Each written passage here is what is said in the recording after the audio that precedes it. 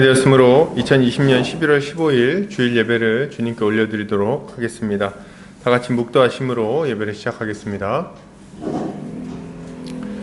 하나님은 영이시니 예배하는 자가 영과 진리로 예배할지니라.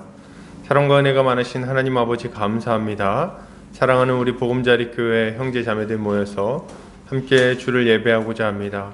이 시간 우리 가운데 좌정하시고 우리 예배를 받아 주시옵소서. 하늘 문을 여시고 하늘의 놀라운 은혜를 우리 각 사람의 심령 가운데 부어주셔서 우리가 다시금 새로운 힘을 얻고 주님 뜻대로 살아갈 수 있도록 주님 인도하여 주시옵소서. 시작하는 시간입니다. 마치는 시간까지 함께하여 주시기 원하오며 예수 그리스도의 이름 받들어 기도 올려드립니다. 아멘. 찬송가 2장 찬송드리겠습니다. 찬송가 2장입니다.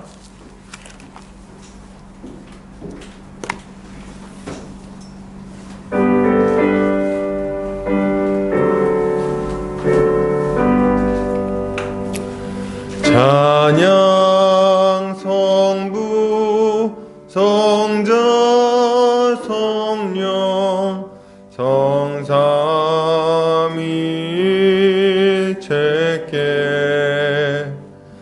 영원 무궁하기까지 영광을 돌리세. 영광을 돌리세.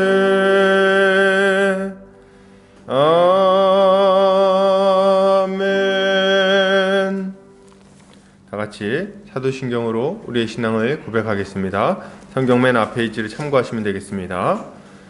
다같이 고백합니다. 전능하사 천지를 만드신 하나님 아버지를 내가 믿사오며 그 외아들 우리 주 예수 그리스도를 믿사오니 이는 성령으로 잉태하사 동정녀 마리아에게 나시고 본디오 빌라도에게 고난을 받으사 십자가에 못 박혀 죽으시고 장사한 지 4일 만에 죽은 자 가운데서 다시 살아나시며 하늘에 오르사 전능하신 하나님 우편에 앉아 계시다가 저리로서 산 자와 죽은 자를 심판하러 오시리라.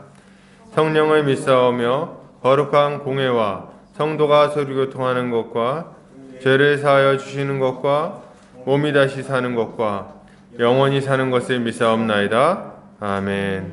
다같이 주님이 가르치신 기도하겠습니다. 하늘에 계신 우리 아버지여, 이름이 거룩히 여김을 받으시오며 나라 임하옵시며 뜻이 하늘에서 이룬 것 같이 땅에서도 이루어지이다. 오늘날 우리에게 일용할 양식을 주옵시고 우리가 우리에게 죄 지은 자를 사하여 준 것 같이 우리 죄를 사하여 주옵시고 우리를 시험에 들게 하지 마옵시고 다만 악에서 구하옵소서. 대개 나라와 권세와 영광이 아버지께 영원히 있사옵나이다. 아멘. 이 시간 우리 한 주간의 우리 삶을 돌아보면서 우리의 죄를 주님 앞에 고백하는 시간 갖도록 하겠습니다. 회개하고 우리 주님께서 우리의 죄를 깨끗하게 씻어주시기를 간절히 주님께 기도하겠습니다. 기도합니다. 사랑이 많으신 주님 감사합니다. 이번 한 주간 우리의 삶을 돌아볼 때에 주께서 큰 은혜 베풀어 주셨음에도 불구하고 여전히 마음으로, 여전히 생각으로, 여전히 주님께로부터 먼, 정말 주님이 허락하지 아니한 것들을 구하고 또 주님이 기뻐하지 않는 일들을 행하며 그렇게 또 한 주간 살았음을 이 시간 고백합니다. 주여 아버지, 우리의 모든 죄를 이 시간 주님 앞에 다시금 고백하고 이제 그런 죄악된 삶에서 벗어나 다시금 우리 주님이 기쁘게 받아주실 정말 그런 귀한 인생으로 다시금 세워지게 하여 주시기 원합니다. 우리가 죄에서 떠나 의의 길로 가게 하여 주시기를 원합니다. 우리의 죄를 주님 앞에 자복하여 다시금 깨끗하게 되기를 원합니다. 우리의 주님 모든 죄를 주님 잘 알고 계시오니 예수 십자가 보혈로 우리의 죄를 씻어주셔서 우리가 다시금 정결하고 깨끗한 자들 다 되게 하여 주시옵소서. 그리하여 우리 주를 예배할 때에 부끄러울 것 없는 자로 온전히 세워지게 하여 주시옵소서. 우리를 모든 죄에서 완전히 깨끗하게 씻어주실 예수 그리스도의 이름 받들어 기도 올려드립니다. 아멘.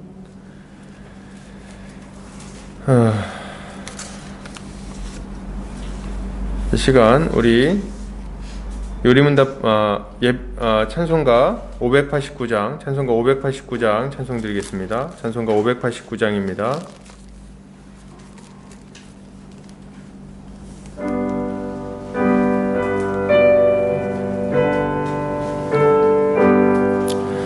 넓은 들의 익은 곡식 황금 물결 비치며 어디든지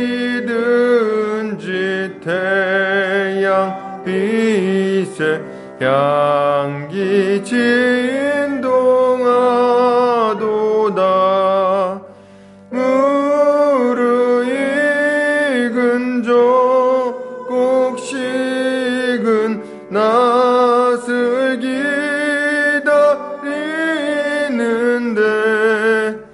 때가 지나가기 전에 어서 추수합시다. 추수할 것 많은 때에 일꾼 매우 적으니 열심히 있는 일꾼들을 주여 보내주소서. 무르익은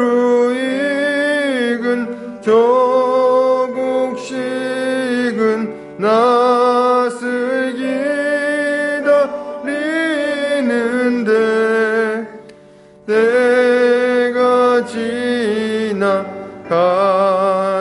전에 어서 추수합시다. 먼 동 틀 때 일어나서 일찍 들에 나가 황혼 때가 되기까지 추수하게 하소서. 무르익은 저 곡식은 낫을 기다리는데 때가 지나가기 전에 어서 추수합시다.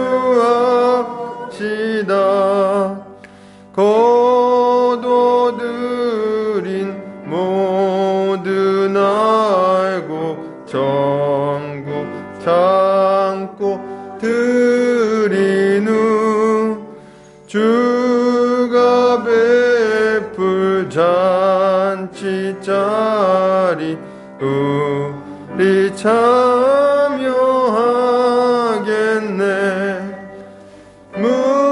무르익은 저 곡식은 낫을 기다리는데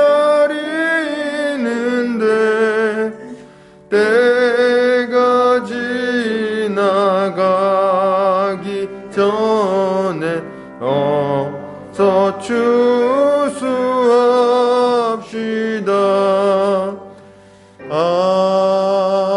아멘. 이 시간 우리 대표에서 김옥주 성도님 나오셔서 기도해 주시겠습니다.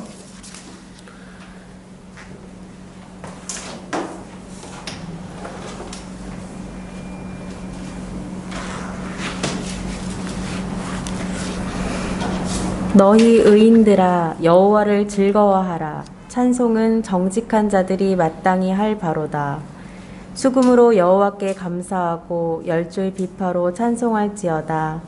새 노래로 그를 노래하며 즐거운 소리로 아름답게 연주할지어다. 여호와의 말씀은 정직하며 그가 행하시는 일은 다 진실하시도다. 그는 공의와 정의를 사랑하시며 세상에는 여호와의 인자하심이 충만하도다. 아멘. 천지 만물을 지으시고 다스리시는 창조주 하나님을 찬양합니다. 죄인을 멸망의 길에 내버려 두지 않으시고 크신 손으로 건져내사 우리에게 십자가 복음의 생명길을 보여주시니 감사와 찬양을 올려드립니다. 지금까지 우리의 삶에 관여하시고 친히 인도하여 주심을 보나이다. 주 여호와 하나님을 섬기게 하시고 어려움과 고통 가운데 기도할 때 신실하게 응답해 주시며 우리를 선한 길로 이끌어 주셨나이다. 또한 교회 공동체를 선물로 주셔서 말씀의 부요함을 누리게 하시고 예수 그리스도의 풍성함을 나누게 하셨사오니 주의 크신 은혜에 우리가 기쁨과 감사로 화답하길 원하나이다. 주님, 우리의 매일의 삶에서 주 앞에서 진실되지 못했던 순간들과 하나님을 사랑하고 이웃을 섬기기보다 나 자신을 위해 살아왔던 순간들을 주 앞에 회개합니다. 십자가의 보혈로 깨끗하게 씻어주시고 주께서 주시는 새 힘으로 다시금 하나님의 백성답게 거룩한 삶을 살아가게 하여 주시옵소서. 하나님, 전 세계가 코로나19로 1년 가까이 고통 가운데 어찌할 바를 몰라하고 있습니다. 우리에게 은혜를 베푸사 속히 이 바이러스가 사라지게 하여 주시고 생명을 위협하는 이 난리 속에서 죄악이 난무하지 않도록 우리를 지켜 주시옵소서. 특별히 교회들을 보호하사 예배가 온전히 회복되게 하여 주시고 믿음을 견고케 하셔서 마지막 때의 모든 영적 싸움을 잘 싸워나가게 하여 주시옵소서. 우리 보금자리 교회가 늘 말씀의 능력으로 굳게 서며 십자가를 바라보며 함께 달려나가기를 원합니다. 서로 부지런히 사랑하고 권면하며 복음을 배우고 전하는 데 전념하기를 원하나이다. 우리 가운데 예비된 영혼들을 붙여주시고 함께 한 마음으로 아름다운 주의 성전이 되어 지어져 가게 하여 주시옵소서. 말씀을 전하시는 안정현 목사님을 기억하셔서 건강이 완전히 회복되게 하시고 말씀을 정확하고 풍성하게 전할 수 있도록 하늘의 능력을 부어주시옵소서. 우리가 하나님의 말씀에 귀 기울일 때 들을 귀와 깨닫는 마음을 주셔서 순종케 하여 주시고 말씀이 우리 삶에서 이루어지고 우리가 변화되는 것을 보며 하나님께 영광 돌리게 하여 주시옵소서. 주님께 예배케 하여 주심을 참 감사드립니다. 우리의 예배를 받으시고 오늘도 크고 놀라운 은혜를 베풀어 주시옵소서. 우리에게 생명을 주시고 더 풍성히 얻게 하시는 우리 주 예수 그리스도의 이름으로 기도드립니다. 아멘.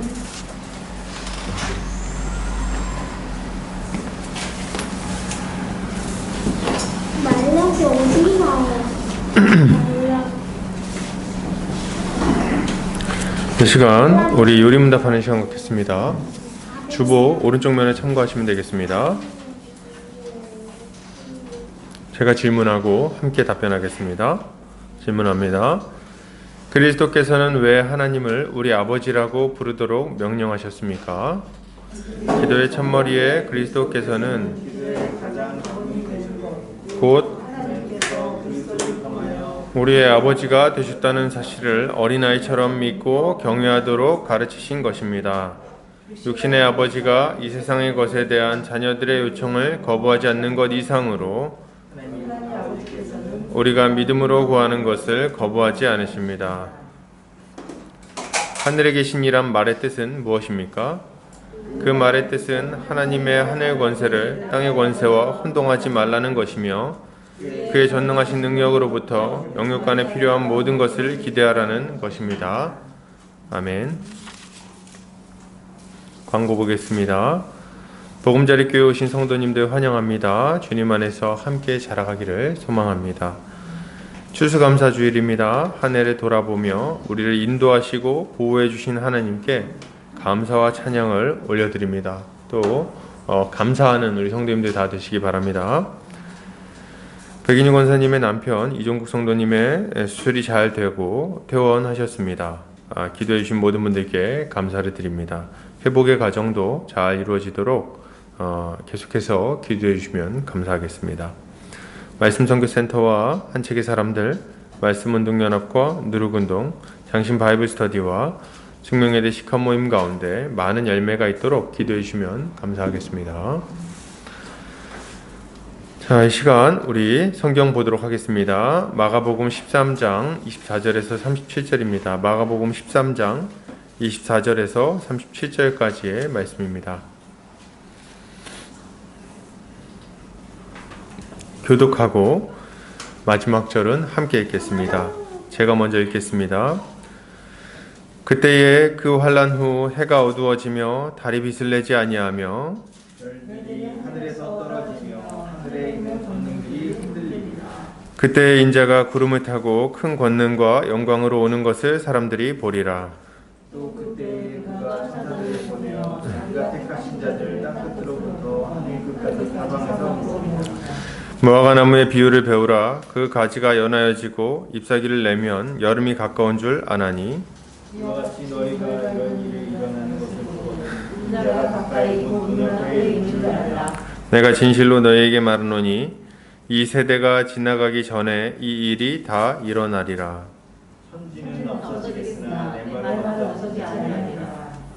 그러나 그 날과 그때는 아무도 모르나니 하늘에 있는 천사들도 아들도 모르고 아버지만 아시느니라.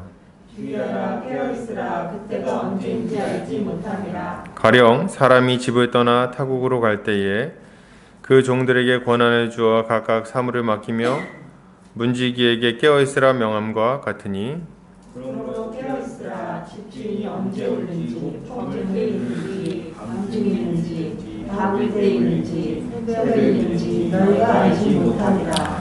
그가 호련히 와서 너희가 자는 것을 보지 않도록 하라. 같이 읽겠습니다. 깨어있으라 내가 너희에게 하는 이 말은 모든 사람에게 하는 말이니라 하시니라. 아멘.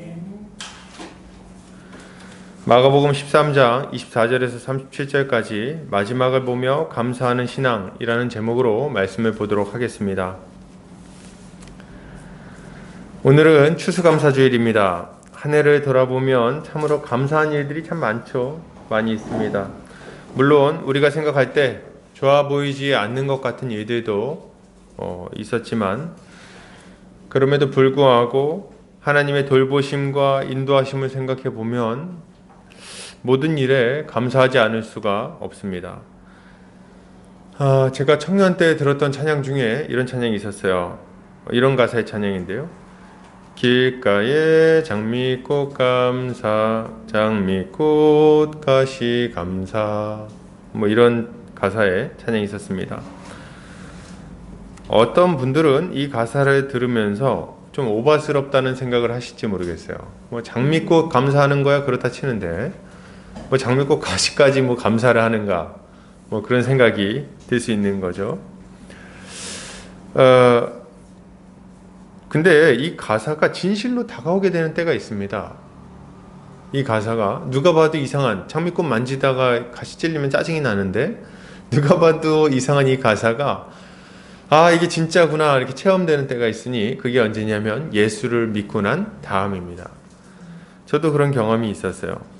예수를 믿기 전에는 모든 게 불만이고 또 어떤 것들은 마음에 안 들고 내 인생도 왜 이렇게 잘 안 풀리나 걱정도 많이 했었는데 예수를 믿고 나니까 우리 주변을 둘러싼 모든 것들이 감사하고 또 찬양할 거리로 보였던 것들이 생각이 납니다. 이것은 설명하지 못할 만한 내용은 아니에요. 설명하지 못할 것은 아니지만 설명으로 알게 되는 지식은 또 아닌 것 같습니다. 이런 지식은 그냥 이거는 예수를 믿으면 경험하게 되는 경험적인 지식인 것 같아요. 그럼에도 불구하고 설명을 해보자면 우리를 구원하신 하나님께 대한 감사라고 말할 수 있을 것 같습니다. 영원한 멸망에 떨어질 수밖에 없던 우리를 건져내어 영원한 생명 가운데 들어가게 해주셨으니 이것을 생각할 때 모든 것이 감사한 거죠. 물에 빠져 죽을 뻔한 경험을 했던 적이 있으시죠? 다들 한 번씩은 있으실 것 같은데, 물에 빠져 죽을 뻔했다 그렇게 딱 나오면은 평소에는 그렇게 마음에 안 들던 저를 괴롭히던 때리던 형님 뭐 이런 사람들 있잖아요. 다 사랑스럽게 보입니다. 죽다 살아나면 그런 사람하고 같이 이렇게 얘기할 수 있다는 게 얼마나 감사한지. 여러분 그렇지 않습니까? 여러분 우리가 구원받으면 이런 것과 비슷한 경험을 하는 거예요. 야, 내가 이 영원한 멸망에 들어갈 수밖에 없었는데, 그 불지옥 가운데 들어갈 수밖에 없었는데, 야, 내가 살아나다니, 내가 생명을 얻다니, 내가 영생을 얻다니, 그걸 생각하고 나면은 감사하지 않을 수 없는 거죠.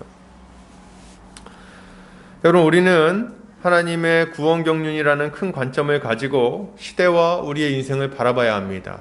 그럴 때 우리가 참으로 감사할 수 있는 거예요. 하나님은 세상을 창조하셨고 구속하셨고 그리고 마침내는 완성하실 것입니다. 우리는 구속받은 자들로서 완성을 향해서 가고 있는 거예요. 다 구속받았죠. 하나님의 자녀가 되었어요. 그럼 이제 뭐가 남았습니까? 예, 몸의 구속과 그리고 영원한 완성이 남아있을 뿐인 거죠. 우리는 그것을 기다리며 살아가고 있는 겁니다. 우리가 이 시대 속에서 살아가다 보면 여러 가지 부침이 있는 게 사실입니다. 몸도 아프기도 하고 마음도 아프기도 하고 생각처럼 일 풀리지 않기도 하고 말이죠. 그러나 결국에는 어떻게 됩니까?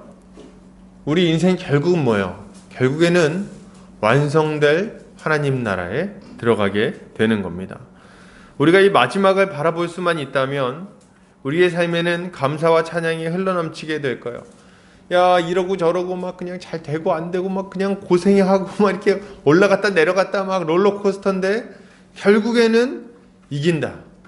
결국에는 영원한 복이 기다리고 있다. 이걸 생각한다면 우리가 감사할 수 있는 거죠. 2002년 월드컵을 생각해 봅니다. 2002년 월드컵 우리가 이제 재방송하는 것들을 가끔 우리가 TV에서 보게 되는데 그때 이제 이탈리아전 이런 거 보면은 안정환 선수가 이제 페널티킥 실축을 합니다. 그때 얼마나 짜증이 납니까? 그리고 그 얄미운 그 이탈리아 선수들이 막 그 굉장히 답답한 축구를 하면서 막 축구공을 이제 1대0으로 막 앞서고 이럽니다. 그 우리가 지금 이렇게 텔레비에서 보면은 그걸 보면서 답답해 합니까? 아니면 그걸 보면서 기대감을 갖습니까? 그럼 기대감을 갖죠. 왜 기대감을 갖죠? 좀 있으면 골 들어가는 걸 아는 거예요. 안정환 선수가 이렇게 딱 뒤로 백헤딩을 해가지고 골이 들어갈 거야. 이걸 알고 있으니까 어때요? 그리고 나서 이제 골든골로 이제 뭐 들어갈 거야. 이거 딱 알고 있으니까 그런 어떤 난처한 상황에서도 우리가 웃으면서 볼 수 있는 거죠. 여유로운 마음을 가지고. 그런데 우리 인생도 마찬가지입니다. 지금 당장은 뭐 좀 이렇게 1대0으로 지고 있을지 모르겠어요. 좀 인생에 부침이 있을지 모르겠어요. 그러나 결국 우리가 이긴다는 걸 생각하면 우리는 감사할 수 있는 거죠. 우리는 오늘 본문을 통해서 이 마지막을 바라보는 신앙에 대해서 함께 살펴보려고 합니다. 지난주에 마지막 시기에 나타날 일에 대해서 배웠죠. 마지막 시기에 하나님 나라가 임해서 사단의 나라가 무너질 것임을 살펴봤습니다. 그리고 그 시작점에 예루살렘 성전에 파괴가 자리하고 있었죠. 예루살렘 성전이 그 시작점에 있습니다. 파괴가. 그렇다면 이제 이 세대, 예루살렘 성전의 파괴로 말미암아 시작된 이 마지막 세대는 어떻게 진행되고 어떻게 완성되게 될까요? 이 세대를 살아가는 우리는 그런 상황 속에서 어떤 자세를 가지고 살아가야 됩니까? 오늘 본문을 통해서 함께 살펴보도록 하겠습니다. 오늘 주님은 모든 일이 어떻게 마무리될 것인지에 대해서 이제 말씀을 해주세요. 24절에서 27절, 26절에 보면 뭐라고 얘기합니까?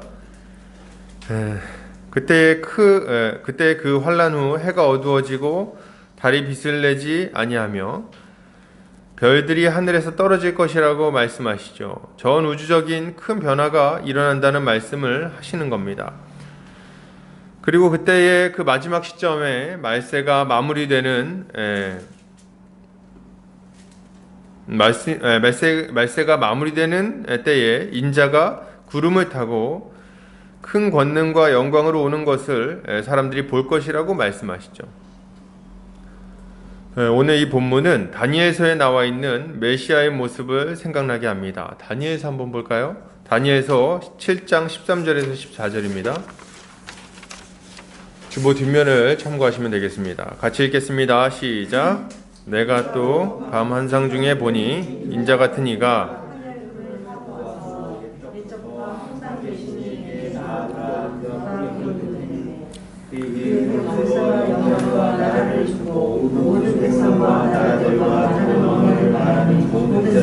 그를 섬기게 하였으니 소멸되지 아니하는 영원한 권세요 그의 나라는 멸망하지 아니할 것이라. 아멘.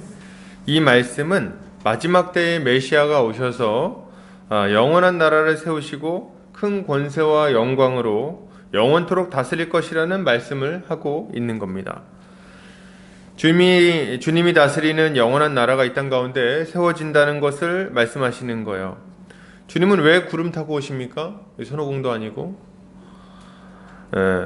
성경에서 구름이 어떤 의미인지를 좀 이해할 필요가 있는데요. 성경에서 구름은 눈에 보이는 저런 구름을 말하기도 하지만 하나님의 영광과 임재를 상징하는 것으로 많이 제시가 됩니다. 그래서 시내산에 하나님이 임하실 때, 시내산에 하나님께서 영광 중에 임하실 때 시내산 위에 빽빽한 구름과 뭐 이런 것들이 있었다 이렇게 얘기를 하죠. 마찬가지로 성전이 완공되었을 때도 하나님의 영광의 구름이 성전에 가득 차게 되는 걸 보게 됩니다. 그래서 제사장들이 능히 서서 제사를 드릴 수 없었다 이런 얘기도 이제 거기 묘사되고 있는 걸 우리가 보게 돼요. 그리고 우리 주님 하늘로 올라가실 때 보면 제자들이 보고 있는데 뭐라 그럽니까? 뭐라고 나와 있어요? 예수님이 하늘로 쭉 올라가시는데 구름이 예수님을 가리워 예수님이 보이지 않게 되더라 이렇게 얘기가 나오죠. 그러니까 예수님은 구름 속으로 이렇게 사라졌다 뭐 이런 얘기도 되겠지만 그거보다는 하나님의 영광의 구름이 예수님을 뒤덮어 그가 보이지 않게 되었다는 의미로 우리가 이해할 수 있는 거예요. 그리고 우리 주님은 우리가 가심을 본 그대로 다시 오신다 그랬습니다. 그러니까 올라가신 그대로 영광스러운 구름을 타시고 이 땅 가운데 다시 임재하시는 거죠. 네, 우리 주님은 영광 가운데 모든 사람이 볼 수 있도록 다시 오실 것입니다. 자, 우리 이거 주목하셔야 돼요. 뭐라 그럽니까? 26절. 그때 인자가 구름을 타고 큰 권능과 영광으로 오는 것을 사람들이 보리라. 사람들이 볼 겁니다. 모든 사람이 보게 될 거예요. 우리 주님 다시 오실 때는 몰래 오시지 않습니다. 누구는 알고 누구는 모르는 일이 없다는 거예요. 모든 사람이 분명히 보고 알 수 있도록 공개적으로 이 땅 가운데 임재하시는 거죠. 사랑하는 우리 형제자매님들, 하나님께서 시작하신 이 구원의 사역은 어떻게 마무리될까요? 이 세상의 마지막 결국은 뭡니까? 우리 주님이 영광 가운데 다시 오시는 걸로 마무리되는 거예요. 우리 주님이 영광 가운데 오셔서 모든 악을 심판하시고 그리고 택한 자들을 구원하여 영광스러운 그 하나님 나라에 들어가게 만드실 겁니다. 우리는 그 영광의 나라에서 영원토록 복을 누리며 살아가게 되겠죠. 이것이야말로 이 세상의 결국입니다. 이 세상은 이렇게 마무리될 거예요. 우린 이것을 분명히 기억해야 되는 거죠. 여러분, 우리 가운데 혹시 이 세상이 전부라고 생각하시는 분들 계신가요? 죽으면 끝이야 임마 이렇게 얘기하시는 분 혹시 있습니까? 죽으면 끝인가요? 아니요, 그렇지 않습니다. 영원한 나라가 있는 거예요. 아무것도 없는 중에 세상을 창조하신 하나님께서 이 세상을 다시금 온전한 모습으로 다시 재창조하실 겁니다. 그리고 하나님은 모든 사람을 심판하실 거예요. 우린 이 영원한 나라에서 복을 누리며 살아가든지 아니면 버림받아 영원한 멸망 속에서 고통받든지 둘 중에 하나의 삶을 살게 될 것입니다. 이걸 좀 기억하셔야 되겠어요. 끝이 아니에요. 죽는다고 끝이 아니다. 이 세상 이대로 그냥 쭉 영원히 이대로 유지되는 것도 아니다. 마지막이 있는 거예요. 그리고 이 마지막 때에 천사들을 보내어 모든 택한 자들을 우리 주님은 구원하실 겁니다. 27절 같이 한번 읽어볼까요? 자, 시작. 또 그때에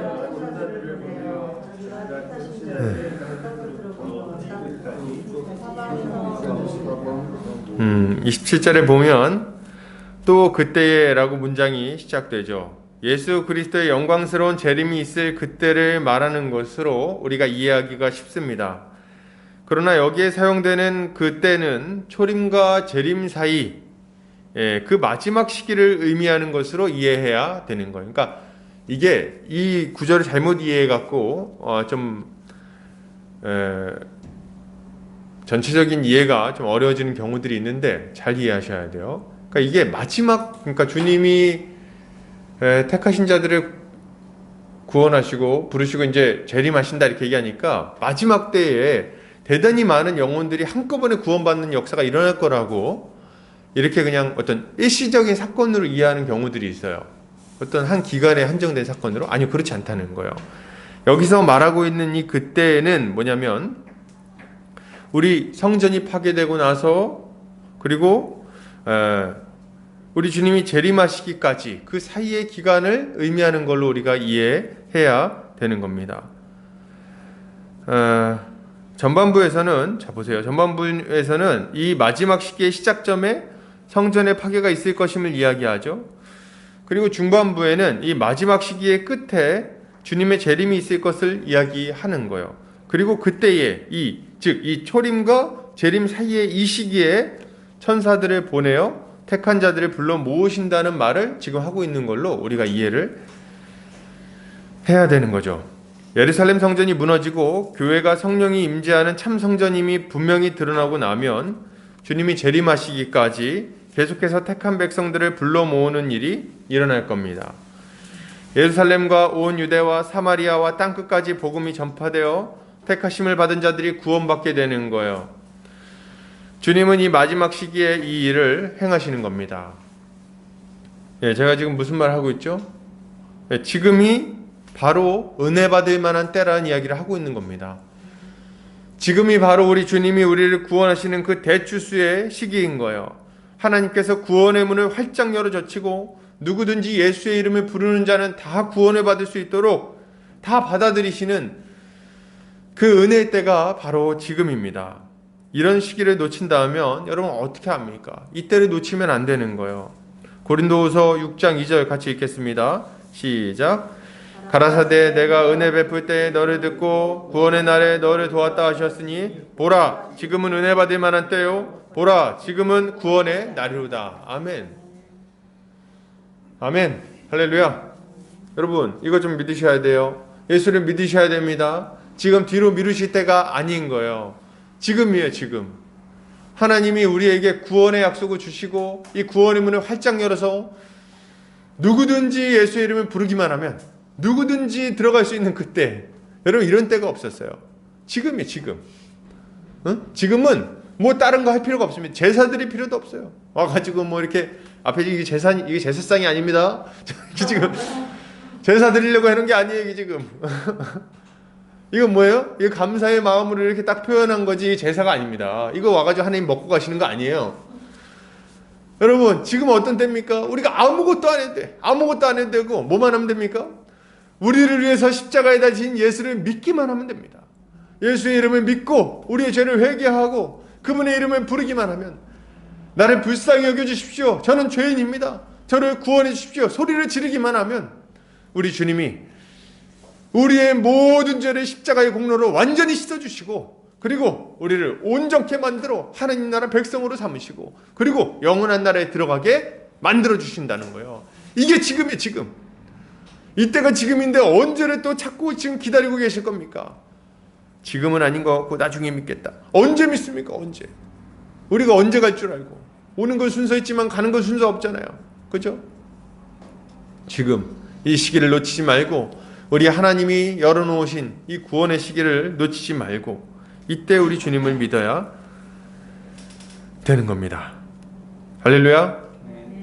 여러분 신자는 그렇다면 이 마지막 시기에 어떻게 해야 될까요? 믿는 사람들은 어떻게 해야 됩니까? 믿는 사람들은 충성스럽게 복음을 전해야 되겠습니다. 뭐 구구절절 말할 것 없이 이 은혜의 문이 열려서 하나님 나라의 복에 동참한 자들이 어떻게 복음을 안전할 수 있겠습니까?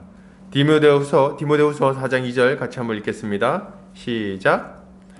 너는 말씀을 전파하라. 때에 어떤지 못 어떤지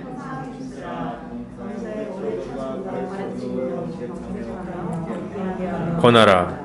이 말씀처럼 충성스럽게 말씀을 전해야 돼요. 때에 어떤지 못 어떤지 항상 힘쓰라. 때로는 지금이 복음 전할 때가 아닌 것처럼 느껴질 때가 있어요. 지금이 아니라는 생각이 들 때가 있습니다. 지금이 아니라 다른 때 전하면, 다른 때 얘기하면 더 잘 될 것 같다는 생각이 들죠. 왜냐면 지금 뭐 부모님하고 사이도 안 좋고 그죠? 지금 뭐 이렇게 건강도 좋지도 않고, 지금 뭐 얘기하자니까 나도 좀 마음이 번잡스럽고, 뭐 일도 있고, 지금보다는 좀 지금 뭐 준비하고 있는 거 좀 끝나고 나서 그럼 시기가 좀 될 것 같은데, 그때 좀 마음의 여유를 찾으면 그때 복음을 전해야겠다. 뭐 혹시 생각하시는 분들이 있을지 모르겠어요, 여러분. 그러나 우리 주님은 그런 거 따지지 말라고 지금 말씀하고 계시는 거예요. 그런 거 따지지 마라. 네가 생각할 땐 내일 모레가 적절한 때인 것 같지? 아니야. 오늘이다. 얘기하시고, 오늘이다. 내가 생각할 때는 오늘이 최선의 날이다. 얘기하시는 거죠. 왜요? 우리 주님이 언제 다시 오실는지 모르는데 뒤로 미루면 안 된다는 거예요. 응? 그리고 우리 개인의 종말도 언제 오는지 모르는데 뒤로 미루면 안 된다는 겁니다. 우리는 믿게 하시는 것이 주님의 손에 달려있음을 알고 충성스럽게 복음을 전해야 하는 거예요. 우리 보금자리 교회도 복음을 전하는 일에 힘쓰는 교회가 되기를 바랍니다. 복음을 전해서 알게 하고 이 복음을 가지고 교회로서 복되게 살아가게 되는 것을 꿈꾸며 이 보금자리 교회를 세웠어요. 우리 교회도 복음 증거의 사명이 있습니다. 이 복음 잘 전하려고 한 책의 사람들이랑 연합해서 사역을 하기도 하고, 그리고 말씀 선교센터 사역도 하고, 또 뭐 시카 모임도 하기도 하고, 또 장신 바이블 스터디라고 만들어서 뭐 해보려고 하기도 하고, 뭐 애쓰는 겁니다. 다 이렇게 하는 이유는 복음을 전하려고 하는 거예요. 복음을 전하려고. 그런데 여러분, 제가 이런 것들을 좀 진행하면서 더 많이 생각하게 되는 건데, 지금 우리 교회에 일꾼이 부족합니다. 일꾼이 부족해요. 좋은 일꾼들이 있지만 그러나 충분하다고 말하기는 어려운 것 같아요. 우리가 또 복음을 열심히 전해야 되는데 일꾼이 많이 필요하다는 거예요. 함께 복음 전하고 가르치고 교회를 세워나갈 일꾼이 필요합니다. 그래서 우리 주님이 우리에게 이런 말씀을 주셨어요. 누가복음 10장 2절 같이 읽겠습니다. 시작. 이르시되 추수할 것은 많되 일꾼이 적으니 그러므로 추수할 일꾼들을 보내어 주소서 하라. 이렇게 말씀하셨죠. 우리는 추수할 일꾼들을 보내달라고 우리 주님께 기도해야 되겠습니다. 그럼 우리 주님이 우리가 이 사명을 잘 감당하도록 필요한 일꾼들을 보내주실 거예요. 계속해서 기도합시다. 주님 일꾼 보내주십시오. 더 많은 사람들에게 복음 전하고 가르칠 수 있도록 일꾼 보내주십시오. 우리가 기도하며 복음을 전하는 우리 교회가 되기를 바랍니다. 계속해서 보겠습니다. 그럼 이제 이때는 어떻게 알 수 있느냐? 우리 이런 일이 진행되고 있다는 걸 어떻게 알 수 있느냐? 징조를 보면서 우리가 그걸 알 수 있는 거죠. 자, 주님은 무화과나무 잎사귀 가지가 연하여지고 잎사귀를 내면 여름이 가까이 온 줄 알 수 있다고 말씀하십니다. 그죠? 무더위가 끝나고 선선한 바람이 불면 가을이 온 줄 알 수 있는 거 아니겠습니까? 지금은 가을입니까? 겨울입니까? 아직은 가을입니다. 눈이 안 내렸어요. 점점 겨울로 향해서 가고 있는 그런 시기죠. 마찬가지로 주님은 이렇게 말씀하시는 거예요. 앞에 일어난 일들이 일어나거든, 내가 말한 일들이 일어나거든 인자가 가까이 곧 문 앞에 이른 줄 알라 이렇게 얘기를 하시는 거예요. 여러분 지금 주님은 징조를 보고 때를 분별하기를 바라십니다. 징조를 보고 때를 분별하기를 바라세요. 이 마지막 때에 정신줄 놓고 있다가 중요한 순간들을 낭비하지 않기를 바라신다는 거예요. 중요한 시기에 잘 준비해야 되는 거죠. 그래야 열매를 잘 맺을 수 있겠죠. 징조를 보고 정신 바싹 차리고 주님이 맡기신 일들을 우리 감당해야 되겠습니다. 여러분 농부들 보세요. 농사 지을 때 얼마나 부지런한지 달력을 보고 계절을 보고 그리고 날씨를 봅니다. 그래서 파종할 시기를 보고 농약을 사고 김을 메고 추수를 하죠. 그래서 농부들은 보면 1년 365일 일하는 것 같아요. 계속 가가지고 뭐 돌봐주고 뭐 잎사귀 자르고 뭐 해서 비료주고 농약 치고 가가지고 뭐 쓰러진 거 있으면 또 다시 세워주고 대세워주고 이걸 계속 해준단 말이죠.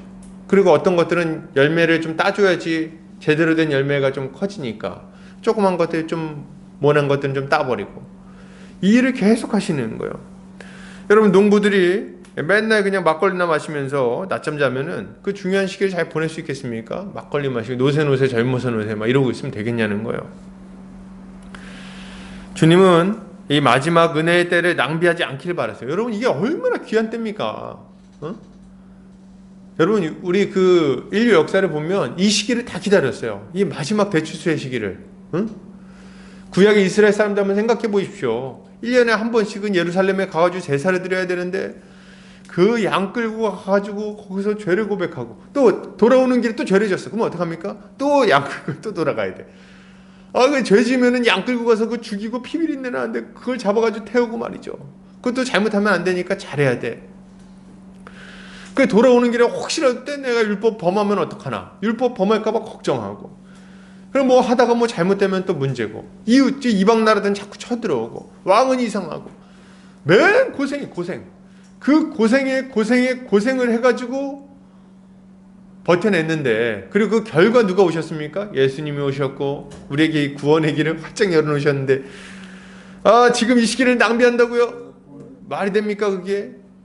지금 이 시기를 낭비하면 안 되는 거예요. 지금 복음을 전하고 교회를 세우고 열심히 일을 해야 되는 거예요. 지금이 지금. 여러분 우리 인생의 때도 별로 남지 않았어요. 여러분 금방 갑니다. 금방 가. 건강할 때는 건강이 소중한지 모른다고 누가 그러던데 저는 이제 알겠어요. 건강할 땐 진짜 모르는구나. 아파 보면 아는구나. 와, 이게 진짜 좋은 거였구나. 야, 건강할 때 내가 왜 그때 그렇게 그냥 시간을 낭비했는가? 그냥 그죠? 그렇지 않습니까? 여러분 나이가 들면요 몸이 잘 안 움직여요. 제 아버님이 예전에 핸드볼 선수였어요. 대학교 때. 아주 날쌔셨어요. 지금은 잘 이제 그렇지 않으시죠. 그렇게 막 빨리 못 움직이세요. 근데 우리 아버님만 그러시겠습니까? 아니요, 다 그래요.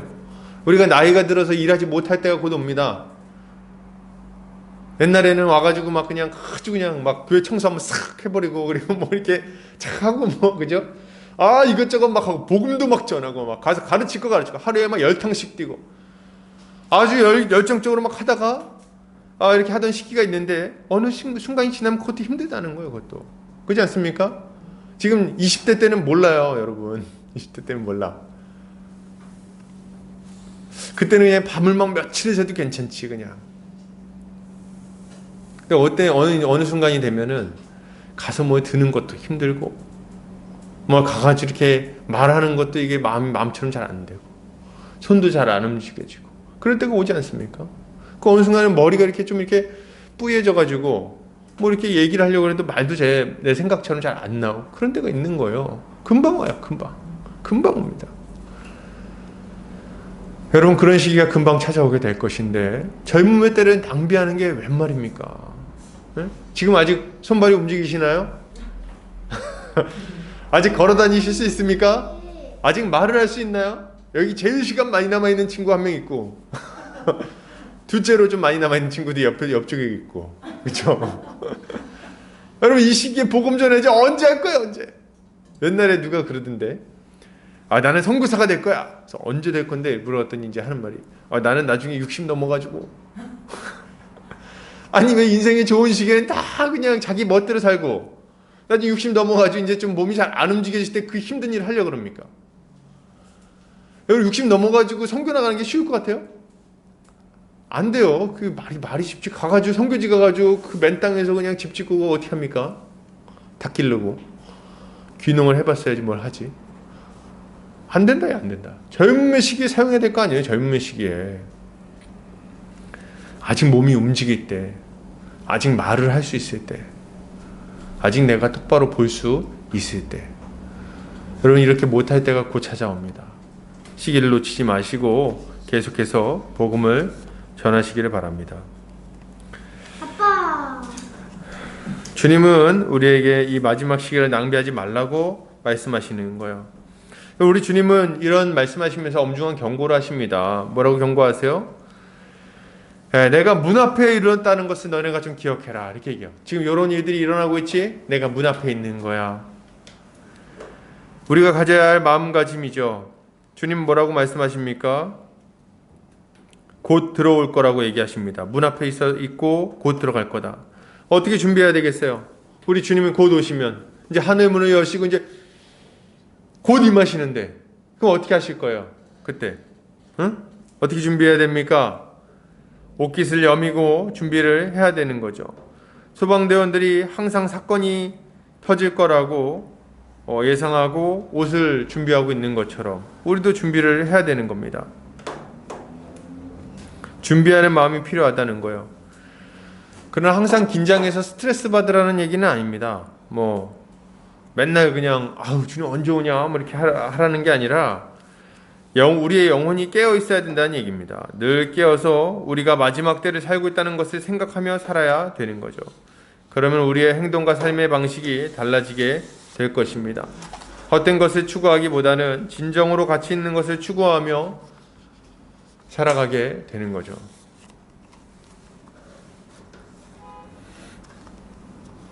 누가 이제 저기 소개해줬던 영화 중에 버킷리스트라고 여러분 혹시 아십니까? 버킷리스트?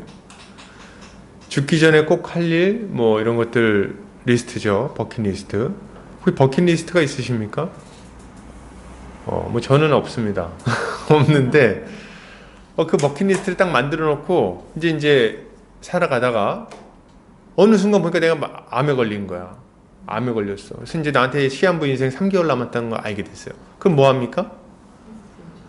그때부터는 내가 이때까지 열심히 하던 일들을 이제 다 내려놓습니다. 그죠? 내가 가치 있게 생각하고 정말 추구해야 된다고 생각하고 막 그렇게 시간을 많이 투자해서 아등바등 했던 거 다 내려놓습니다. 그리고 뭐예요? 정말 내가 해야 된다고 생각했던 그 버킷리스트를 하러 나가는 거죠. 여러분, 우리 인생이 얼마 안 남았다고, 우리 주님이 곧 찾아오신다고 생각한다면 우리도 이렇게 우선순위 조정을 할 수 있을 거예요. 이게 우리한테 필요합니다. 있다는 것은 이렇게 우선순위 조정을 해놓는 것을 의미하는 거예요. 주님이 반드시 다시 오실 거라는 것을 기억하시기 바랍니다. 우리 주님은 천지는 다 없어질지라도 뭐라 그러세요? 주님의 말씀은 없어지지 않는다고 말씀하십니다. 예, 절대로 없어지지 않으세요. 이것은 주님이 반드시 다시 오실 거라는 말씀을 하고 계시는 겁니다. 예, 우리 주님 반드시 다시 오실 거예요.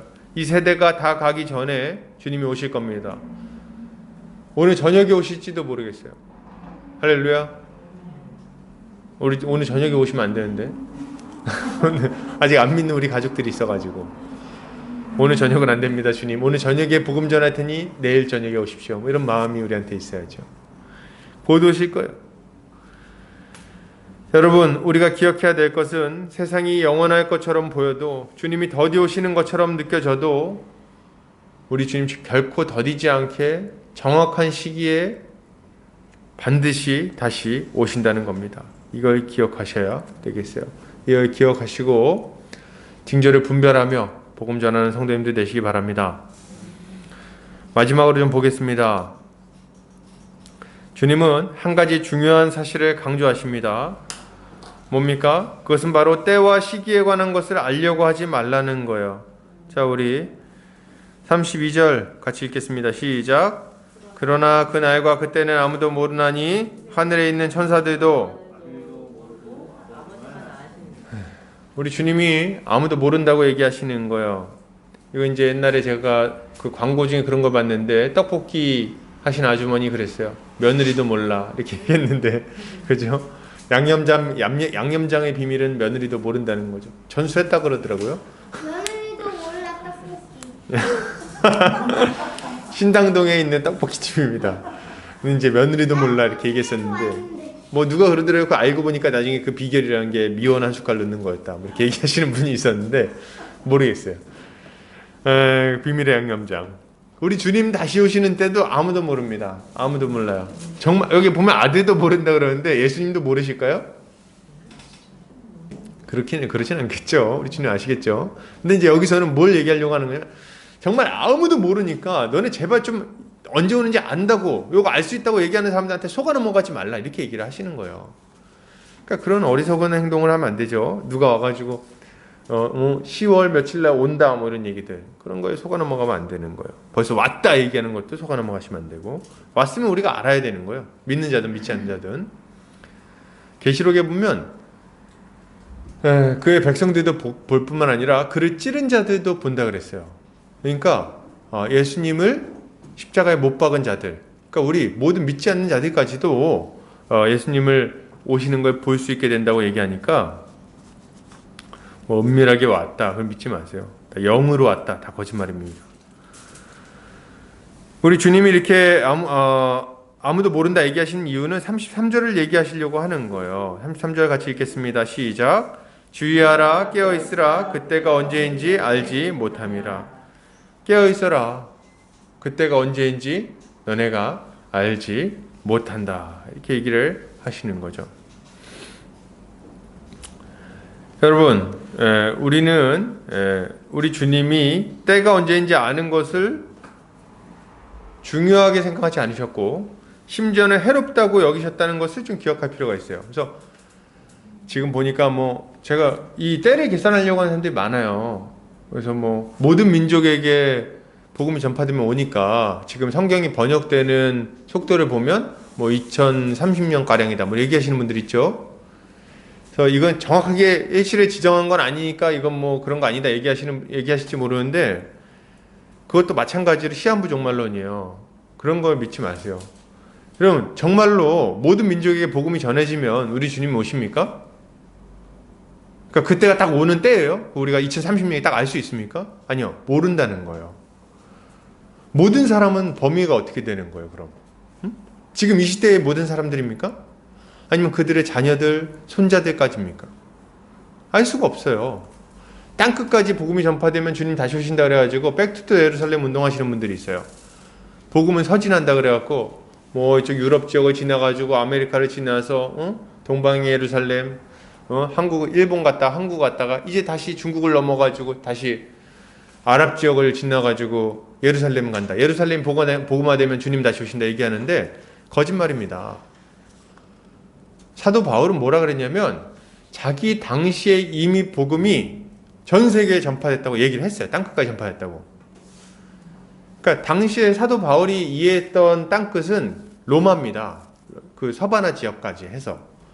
근데 사도 바울이 거기까지 전도를 해요. 끝났어요 그때. 그럼 이제 우리 주님 언제 오시면 돼요? 언제든지 오시면 돼요. 아무 때나 마음 먹으면 오시면 되는 거예요. 그래서 우리가 그걸 알고 이제 우리 더 이상 남은 어떤 이벤트, 에피소드 이런 게 없다는 걸 알고 열심히 복음 전해야 되는 거예요. 이제 와가지고 뭐 언제 오는지를 계산하는 거는 정말 어리석은 일입니다. 여러분 만약 우리에게 어떤 날짜가 주어진다면 어떻게 될까요? 그 날짜가 오기 전까지는 아마 막 살 거예요. 한 1년 전까지는. 그리고 중간부터 열심히 하겠죠. 그 전까지 막 마음대로 살다가 이제 한 중간부터 한 1년 6개월 남겼을 때 이제 주님 곧 오시니까 이제 준비하자. 회개할 거 회개하고 그리고 이제 그때부터 좀 재산 팔아가지고 뭐 이렇게 산에 들어가고 뭐 하지 않겠어요? 사람 마음이 비슷하다는 거예요. 여러분 우리가 주님이 언제 오시는지 만약 알게 된다면 우리는 불안함이나 뭐 이런 것 때문에 우리의 일상을 살아내지 못할 겁니다. 일상 속에서 복을 누리면서 하나님 나라의 그 백성으로서의 삶을 살아가야 되는데 그거 안 하게 될 거라는 거예요. 우리에게 주신 일반적인 복을 다 거절하고 진짜 말 그대로 산속에 들어가서 효소나 먹으면서 살지 모르죠. 참 어리석은 삶이 돼버리는 거예요. 그리고 또한 우리 주님이 만약에 어떤 때를 가르쳐주고 그때 오시게 되면 어떤 사람이 참된 믿음을 가지고 있는지 그렇지 않은지를 알 수가 없어요. 우리 주님 뭐 중심을 보시지만, 그죠?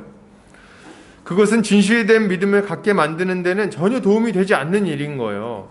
그래서 우리 주님 뭐라고 말씀하세요? 도적같이 임한다고 말씀하고 계시는 겁니다. 데살로니가전서 5장 1절에서 3절 같이 읽겠습니다. 시작. 형제들아 너희는 어둠이 있지 아니하되 그날이 도둑같이 너에게 임하지 못하리니 너희는 다 빛의 아들이요 낮의 아들이라. 우리가 밤이나 어둠에 속하지 아니하나니 그러므로 우리는 다른 이들과 자지 말고 오직 깨어 정신을 차릴지라. 제가 1절부터 3절까지 그러지 않았나요? 예, 좋습니다. 이게 좀 단체로 조금 잘못 읽은 것 같은데 이게 제가 잘못 나갔나요? 아니요. 맞아요. 1절에 3절에 있어요. 그래요? 뭔가 좀 약간 오류가 있군요. 좋아요. 제가 잘못 이해했어요. 아무튼 바로 위에 것 같은데 제가 볼 때는 네, 그렇죠. 1절에 3절이 있고 4절에서 6절이 있습니다. 이거 잘못 읽으신 것 같아요. 그래서 지금 약간 당황했는데 설교를 도와주세요. 1절에 3절 다시 읽겠습니다. 시작. 형제들아 때와 시기에 관하여는 너희에게 쓸 것이 없음은 주의 날이 밤에 도적같이 이를 줄을 자세히 알미라. 저희가 평안하다 안전하다 할 그때에 잉태된 여자에게 해상 고통이 이름과 같이 멸망이 호련히 저희에게 이르리니 결단코 피하지 못하리라. 아멘. 그죠? 이렇게 된다는 거예요. 그렇기에 신자는 깨어 있어야 되겠습니다. 깨어 있어야 돼요. 주님이 다시 오실 때 당황하지 않도록 깨어 있어야 하는 겁니다. 우리가 만약 깨어 있다면 늘 주님의 재림을 염두에 두고 살아가겠죠. 그리고 그렇게 살아간다면 우리는 주님이 다시 오실 때 망하지 않을 거예요. 데살로니가 후서 5장 4절에서 6절 한번 더 읽겠습니다. 자, 시작. 형제들아 너희는 어둠에 있지 아니하매 그 날이 도둑같이 너희에게 임하지 못하리니 너희는 다 빛의 아들이요 낮의 아들이라. 우리가 밤이나 어둠에 속하지 아니하나니 그러므로 우리는 다른 이들과 같이 자지 말고 오직 깨어 정신을 차릴지라. 그죠? 계시록에서는 이렇게 말합니다. 이것은 무슨 말입니까?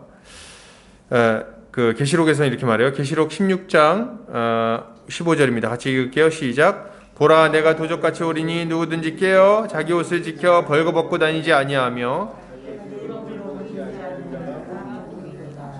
이것은 예수 그리스도에 관한 진리를 믿음으로 예수 그리스도로 옷 입지 않으면 부끄러움을 당할 거라는 얘기입니다. 그러니까 이 진리를 잘 믿고 이 믿음으로 열매 맺는 삶을 살아야 된다는 거예요. 예수 그리스도로 옷 입는 삶, 예수 그리스도를 믿음으로 그 진리 위에 굳게 서서 살아가는 그런 삶. 그런 삶을 살아가지 않는 자들은 부끄러움을 당하게 될 것이다. 이렇게 얘기를 하는 거죠. 그렇기에 우리는 날마다 이 진리를 묵상하고 상고하고 우리의 삶을 진리에 비추어 조정하고 그렇게 살아가야 되는 거죠. 그리고 또한 우리가 깨어있다 이렇게 말할 때 그 깨어있는 모습은 뭡니까? 우리 주님이 맡기신 일을 아주 충성스럽게 감당하는 거라고 할 수 있겠어요. 누가복음 12장 42절에서 44절 같이 읽겠습니다. 시작.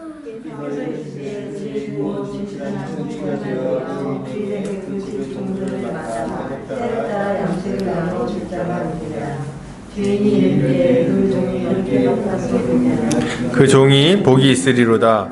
내가 참으로 너희에게 이르노니 주인이 그 모든 소유를 그에게 맡기리라. 아멘.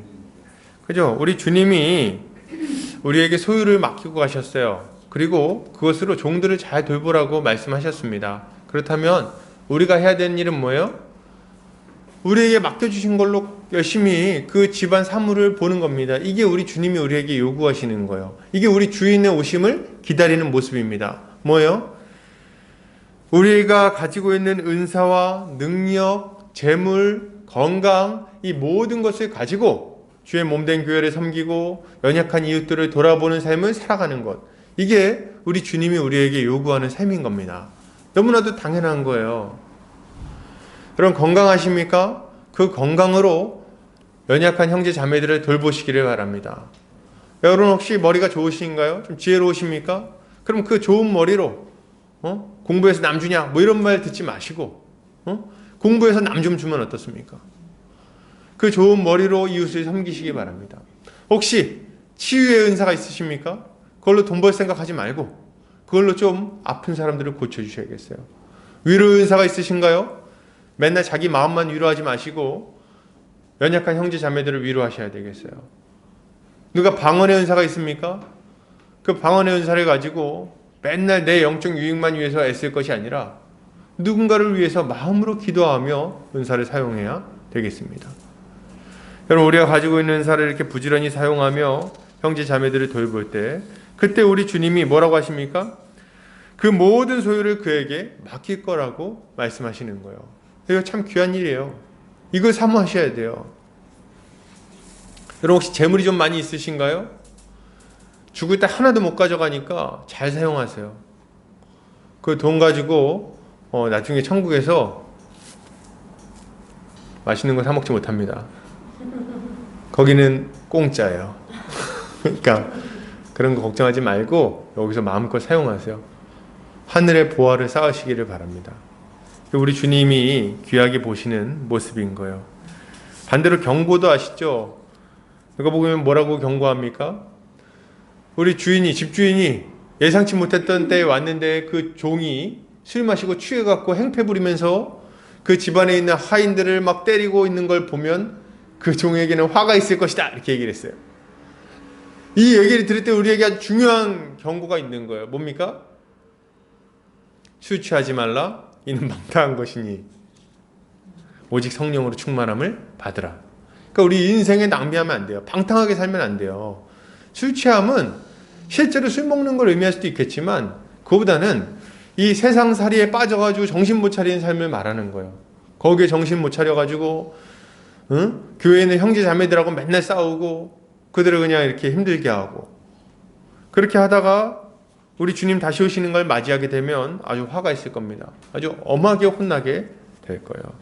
그러니까 우리 주님이 우리에게 명령하신 대로 때를 따라 양식을 나누어 주며 연약한 자들을 돌봐야 되겠습니다.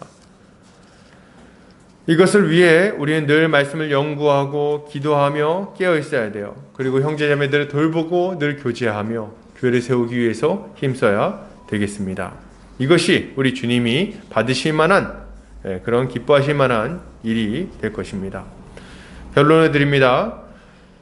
사랑하는 형제자매님들, 마지막 때가 시작되었습니다.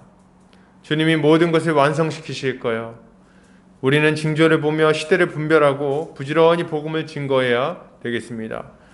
이 대추수의 시기에 주님이 받으실 만한 풍성한 열매를 많이 맺는 우리 복음자리교회 성도님들 되시기를 주님의 이름으로 축복합니다. 같이 한번 기도하겠습니다.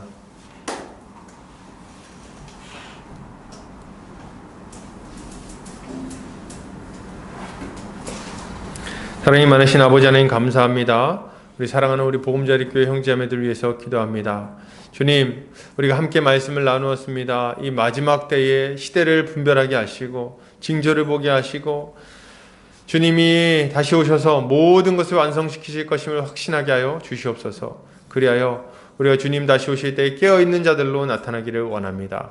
인생 낭비하지 않고 오직 주를 위하여 귀하게 인생 사용하여 주님께서 기뻐하실 만한 열매를 가득 올려드리는, 그렇게 감사의 찬양을 올려드리는 우리 모든 성도들 될 수 있도록 은혜 베풀어 주시옵소서. 감사드리며 예수 그리스도 이름 받들어 기도 올려드립니다. 아멘.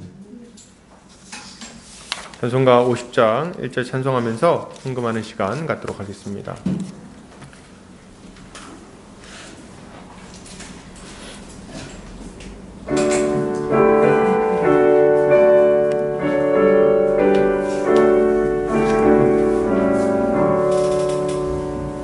내게 있는 모든 것을 아낌없이 드리네.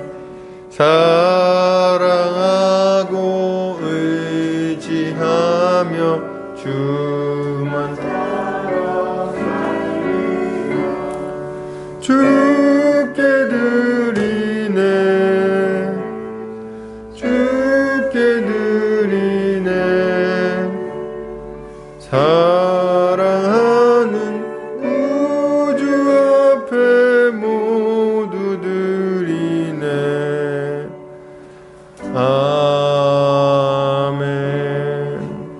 기도합니다.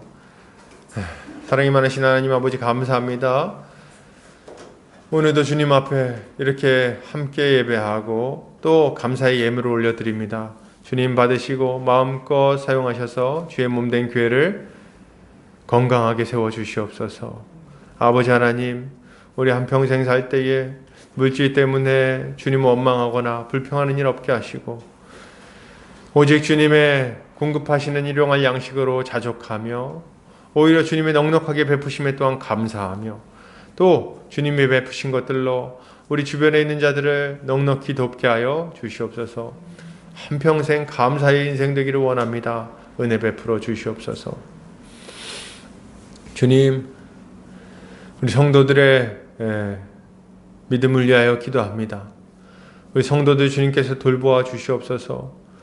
아직 예수를 믿는 믿음이 연약한 자들이 있다면 주님 예수를 잘 믿게 하여 주시고 그 믿음이 견고한 반석 위에 올라가게 하여 주시옵소서.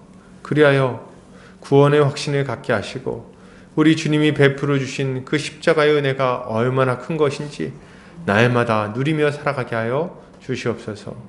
주님, 우리 가족 가운데 아직 예수를 믿지 않는 가족이 혹시 있습니까? 주께서 불쌍히 여겨주시고 그들에게 은혜를 베풀어 주셔서 그 모든 자들이 예수 그리스도로 말미암아 하나님 나라 백성 되게 하여 주시옵소서. 주께서 그들의 마음문을 활짝 열어주셔서 성령의 큰 역사가 그들의 심령 가운데 일어나기를 원합니다. 주님, 우리 성도들 가운데 또 성도들 가정 가운데에 몸이 연약한 자들 혹시 있습니까? 주님, 우리의 육신의 연약함을 불쌍히 여기시고 주님 건강하게 회복시켜 주시옵소서. 육신과 마음의 병이 있는 자들 우리 주님께서 치료하여 주셔서 우리 주님이 치료의 하나님이심을 알게 하여 주시옵소서. 온전한 마음과 온전한 정신으로 온전한 육신으로 주님을 마음껏 찬양하고 높이게 하시고 그걸 통해서 많은 사람들이 하나님께 영광 돌리는 역사가 있게 하여 주시옵소서. 주님, 우리 사랑하는 성도들 기도의 제목들이 있습니다. 그 각자의 기도의 제목들 마음의 소원들마다 주님 선하게 역사하여 주시고 그것으로 말미암아 우리 하나님 살아계심을 날마다 간증하며 살아가는 자들 다 되게 하여 주시옵소서. 어린 영혼들도 믿음의 자녀들로 자라나게 해주시고 주께서 인도하여 주시길 원합니다. 이제는 예수 그리스도의 은혜와 하나님 아버지의 극진하신 사랑하심과 성령의 감화 감동 교통인도 충만하신 은혜가 이제 마지막 때를 분별하고 예수 그리스도를 굳게 붙들고 믿음으로 살아가기를 원하는 모든 형제자매들 머리 위에 보금자리 교회 위에 이제로부터 영원까지 함께 있을지어다. 아멘.